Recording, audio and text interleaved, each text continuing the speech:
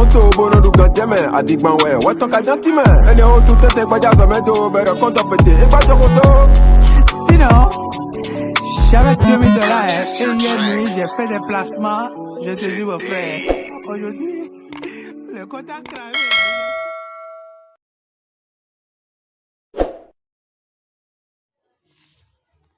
Oui, bonsoir. Salut à toute la communauté. Cette semaine aussi, nous allons faire les analyses et puis montrer quelles sont les paires qui présentent d'opportunités, quels sont nos commentaires, nos analyses sur la paire. Donc, nous tenons toujours à ce que vous abonnez à la page pour ne plus rien rater de nos prochaines publications, de nos prochaines vidéos d'analyse. Donc, on va commencer directement avec l'or. Ça, c'est l'or. Donc, nous avons vu que l'or a fait quoi? On est réellement, c'est une tendance haussière. Maintenant, la tendance est en train de changer. On est là pour la baisse. Donc, ça a cassé le niveau 1900. Ça a accumulé un peu, puis c'est descendu. L'unité de temps, c'est H1. Les bougies d'une heure. On voit ça. Après, le niveau 1850 a été cassé. Et il y a un retour, c'est-à-dire une sorte de retest. Mais ce n'est pas encore arrivé à 1500. Donc, on va patienter que ça touche le niveau 1500. Le retest soit vraiment effectif sur ce niveau-là, le 1500 et 1850. Et lorsqu'on va obtenir des patterns de rejet, nous allons prendre le sel pour profiter de la baisse. Et dans le cas où le niveau 1850 serait cassé, alors cassé et retesté, alors on va profiter de la hausse. Donc on est prêt pour la baisse, on est prêt pour la hausse. Donc c'est le niveau 1850, il faut voir quels sont les patterns, quelles sont les bougies que vous aurez, quelles sont les configurations qui vont se présenter sur ce niveau. Et quand on les aura, et puis on va prendre la décision qui s'impose. Voilà, sur l'or. Après l'or, place au Nasdaq. On va rapidement sur le Nasdaq. Nous n'allons pas perdre beaucoup de temps puisque une analyse graphique ne fait pas perdre de temps. Non, on n'est pas censé faire 1 heure, 2 heures. Non, l'analyse de votre graphique en 2 minutes, au plus 5 minutes, là, vous aurez terminé votre analyse et quittez déjà ce marché pour aller faire, pour vaquer à d'autres occupations. Donc c'est comme ça. Donc nous prenons maintenant et ça c'est le Nasdaq. On voit clairement que oui, il y a eu une tentative de hausse, oui, et la hausse qui est là. Après, ça a commencé par accumuler. Actuellement, l'actif est dans une sorte de range de consolidation. Donc on voit, c'est venu au niveau 12 200. Ça aussi entre 12 200 et 13 000. Donc, entre 12 200 et 13 000.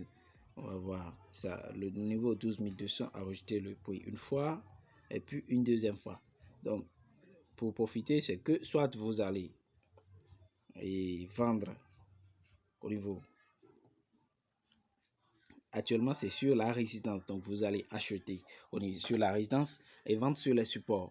Donc, c'est que vous voulez trader la consolidation. Mais si c'est que vous ne voulez pas trader la consolidation, vous devez attendre que ça se casse et reteste. Donc, qui est une cassure héritière sur les 12 200 ou vous patientez carrément. Ça va casser par le haut. Donc, c'est lorsque les niveaux 13 000 ou 12 200 seront cassés et retestés que vous allez maintenant entrer en position. Donc, si vous voulez trader une tendance, mais si c'est que vous voulez trader la consolidation qui est là, c'est que vous allez actuellement, on va voir les patterns que ça fait. Oui, c'est bon, il y a englobante qui est là, donc vous aurez pu rentrer déjà avant que ça ne fasse ce bougie et cette bougie de grande taille qui est là. Donc, avant ça, vous aurez pu entrer en jeu. Mais à l'ouverture, le marché peut revenir encore sur les 12 200. Donc, si ça revient et que ça présente des configurations, vous voulez seulement trader et la consolidation, vous allez faire un achat. Mais moi, je ne trade pas cette consolidation. Je préfère rester à l'écart. Je suis quelqu'un qui trade plus les tendances. Donc, si soit c'est une tendance, je sais que ça fait cassure requête et puis je prends pour profiter de la tendance, puisque la tendance, quelqu'un qui est sur la tendance a un grand potentiel. Oui, ça c'est le GBP USD. Donc, regardez, quand on observe, c'est que on n'est pas dans le, il y a une tendance. Après, on n'est pas dans le cadre d'une bonne tendance, d'une vraie tendance. C'est tantôt la hausse, tantôt la baisse, et avec la moyenne mobile qui tantôt est en haut, tantôt est en bas. Donc, et regardez très bien, c'est que quand moi j'ai ceci, je reste seulement à l'écart de ce marché. Je ne me donne pas une peine pour dire je veux faire quoi que ce soit ici. Parce que ma condition, c'est, je ne sais pas si c'est dans une tendance. La tendance n'est pas claire, n'est pas visible comme ça. Donc moi, je ne vais pas m'y aventurer. Oui, US CAD. Voilà, oui, les graphiques qui sont là, oui. Après, il y a eu un premier rejet, deuxième, troisième, quatrième, cinq. Ça a rejeté le prix plusieurs fois avant d'être cassé et puis il y a le retest. Donc, regardez ce retest et regardez la moyenne mobile. Il y a un écart conséquent entre la moyenne mobile et le rejet. Donc, je me dis que le retour à l'équilibre n'est pas encore bien effectué. Donc, je ne vais pas prendre de trade. Il y a eu un rejet, mais il y a eu la cassure et puis le retest qui est là. Mais la moyenne mobile ne me permet pas de prendre ce trade. Aussi, quand on regarde bien, on n'est pas dans le cadre d'une tendance, vraiment d'une tendance saine. C'est une tendance hasardeuse. Ça change plutôt de sens à tous azimuts. Donc, moi, je vais tranquillement rester à l'écart de ce marché sans rien faire.